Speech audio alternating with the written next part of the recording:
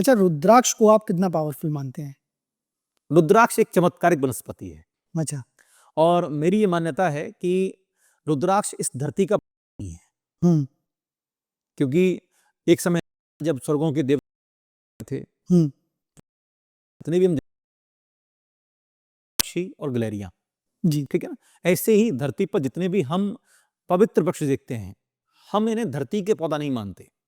ये वो पवित्र पौधे हैं जो वायुमंडल से धरती पर आए या आकाश मंडल से जाए धरती पर आए, और ये इतनी चमत्कारिक हैं कि इनकी एनर्जी बहुत प्रभावशाली है।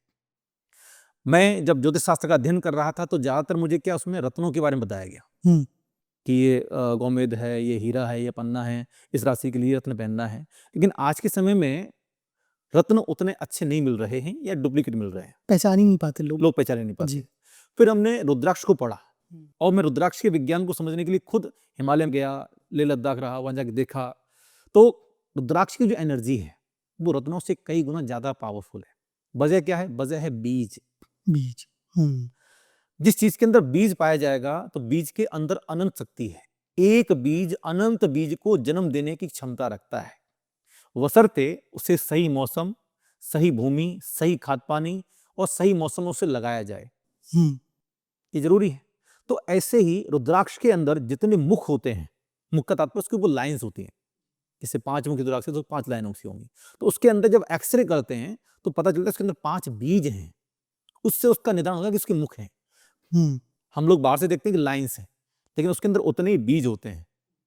वो बीज बताते हैं कि इतने मुख इसके अंदर है। मुख का तात्पर्य यह है कि ये इतने मुख से कार्य कर सकता है। तो रुद्राक्ष अपने आप में बहुत चमत्कारिक औषधि के रूप में हम जानते हैं। वनस्पति बहुत अच्छी है। वैदिक परंपरा में कहा जाता है कि भाई ये शिव जी के आंसू जहां जहां गिरे, वहां जो पौधे लगे उनसे रुद्राक्ष बने, रुद्राक्ष। रुद्राक्ष के अंदर ऐसी पावर है कि ये आप इसका पानी पिएंगे तब भी ये काम करेगा, आप इसको शरीर पर धारण करेंगे तो इसकी स्पर्श चिकित्सा भी होती है, और इसकी आप पूजा भी करेंगे तब भी इसकी एनर्जी कार्य करती है।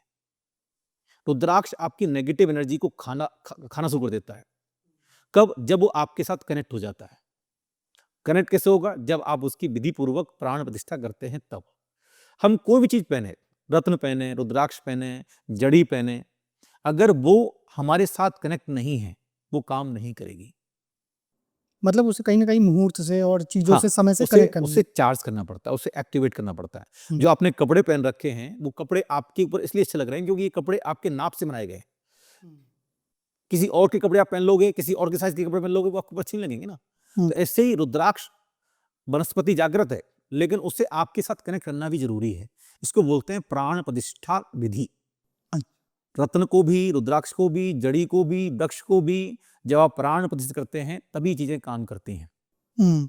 आप भी देखिए, अयोध्या में जब रामलला की प्रतिष्ठा हुई, प्राण प्रतिष्ठा से पहले का चित्र रामलला का और प्राण प्रतिष्ठा के बाद का चित्र, दोनों में जमीन आसमान का अंतर है। मूर्ति जब तक मूर्तिकार की दुकान पर होती है, वो कहीं भी रखी होती है, हम उसके हाथ नहीं जोड़ते, लेकिन जैसे ही उसकी शुभ मुहूर्त में प्राण प्रतिष्ठा हो जाती है तो हम उसे भगवान मानते हैं, उस पर जल चढ़ाते हैं, दूध चढ़ाते हैं, उसके हाथ जोड़ते हैं। कहां चेंज आ गया?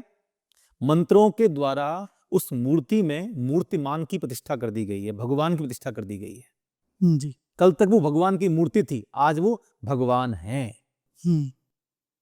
तो ये अंतर आता है प्राण प्रतिष्ठा से। तो ऐसे ही रुद्राक्ष को यदि आपको पहनना है, रत्न पहनना है या कोई वृक्ष की जड़ पहनना है, इवन मैं तो कहता हूं वस्त्रों को भी चार्ज किया जाता है। अच्छा। हाँ, वस्त्रों के जो कलर हैं, कपड़े जो आप पहनते हैं, अगर वो नेगेटिव कलर के होंगे, आपकी राशि के प्रतिकूल कलर के होंगे, वो आपके ऊपर नेगेटिव इंपैक्ट डालेंगे। मेष राशि के जातक हैं, वृषभ राशि के जातक हैं, सिंह राशि के जातक हैं, तुला राशि के जातक हैं, इनके लिए काला रंग, नीला रंग अशुभ माना जाता है। मतलब काले रंग के वस्त्र पहने ही हाँ, नहीं पहनना चाहिए, ये आपको नेगेटिव करेंगे। भाई सिंह राशि का स्वामी सूर्य है, काला रंग का स्वामी शनि है। सिंह और सूर्य और शनि दोनों आपस में शत्रु हैं, तो जब आप शत्रुता के कपड़े पहनेंगे तो उसका नेगेटिव इंपैक्ट आपको मिलेगा। तो हम वस्त्रों को भी चार्ज करने के लिए बोलते हैं। वस्त्रों के माध्यम से जब तंत्र विज्ञान किया जा सकता है, अगर आपके पास किसी के कपड़े हैं, आप केवल कपड़े के माध्यम से उसके ऊपर मारण, उच्चाटन, स्तंभन, वशीकरण ये प्रयोग कर सकते हैं। सही बात है। कार्य तो सब कुछ कर ही रहा है हाँ, चीज़ों। तो तंत्र में अगर आपके पास केवल कपड़ा ही है, तब भी आप सामने वाले पर तंत्र कर सकते हैं।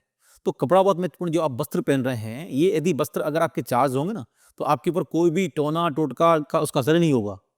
तो ये चार्जेस से हम सिर्फ ये समझें कि मतलब राशि अनुसार कलर या फिर समथिंग कुछ और भी? देखिए, राशि के अनुसार कलर भी देखने पड़ेंगे। इसके अलावा जब भी हम नया कपड़ा लाते हैं, हम हमेशा कहते हैं कि आपने टेलर से कपड़े सिलवाए, आप उन्हें तत्काल मत पहनिए। एक बार उन्हें धुलवाइए, फिर उन्हें पहनिए। एनर्जी को समाप्त करना बहुत ज़रूरी है। जैसे हम भोजन की बात करें, हुँ। विज्ञान ने प्रमाणित किया हुआ है कि कोई भी महिला या कोई भी पुरुष यदि गुस्से में भोजन बना रही है, वह भोजन नहीं रहा, वो जहर बन गया। सही बात। उसका असर आपके ऊपर पड़ेगा और आपके जीवन में बीमारियां बढ़ेंगी।